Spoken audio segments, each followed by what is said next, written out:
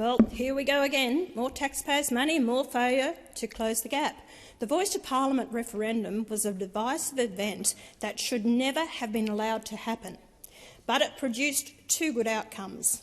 The first was the rejection of racial division and special privileges based on race by an overwhelming majority of Australians.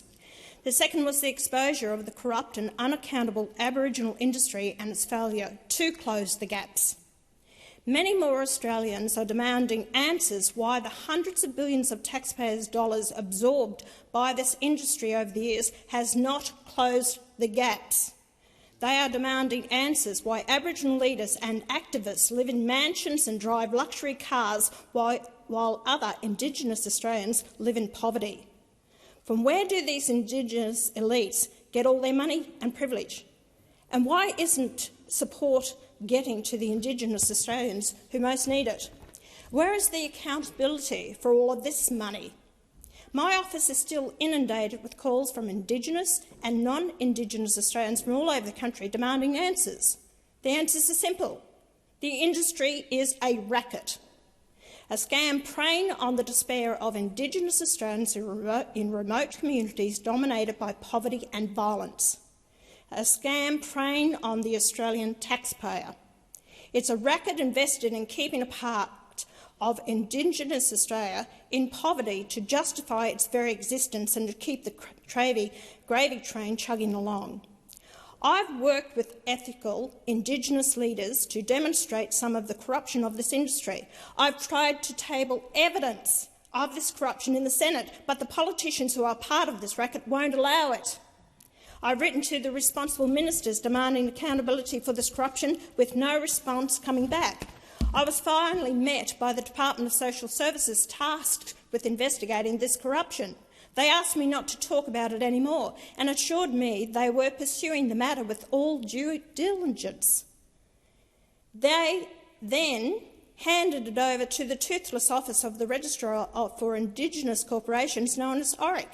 ORIC had previously handed the investigation to the DSS on the basis it didn't have the capacity or expertise to do so. These delays have been going on for years. The individuals who are subjects of the investigation are still allowed to run an Aboriginal organisation receiving taxpayer money. They're still allowed to remain in positions advising this Labor government. The gap will never be closed as long as this industry is allowed to exist. The only way to get to the bottom of why the gap is not being closed is to conduct a comprehensive audit of this industry's failures. I'm not the only one calling for this audit. I'm calling for it on behalf of many Australians, Indigenous or not, who are demanding it. Recently, other senators, like Senator Price and Little, have been calling for it too, but I've been a lone voice for it since 1996.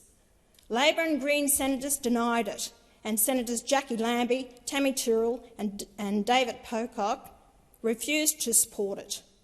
They don't want anyone looking at the books.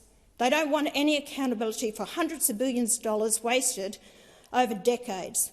How can they account for approximately $35 to $40 billion a year spent on 3% of the population with little or no real outcomes? Eventually the racket will be exposed for the scam that it is, and those people who are responsible for it will pay. Closing the gap requires a return to the principle essential of Australian democracy, equality. I have always called for equality among all Australians, and I was condemned as a racist by the same people who have been part of this racket.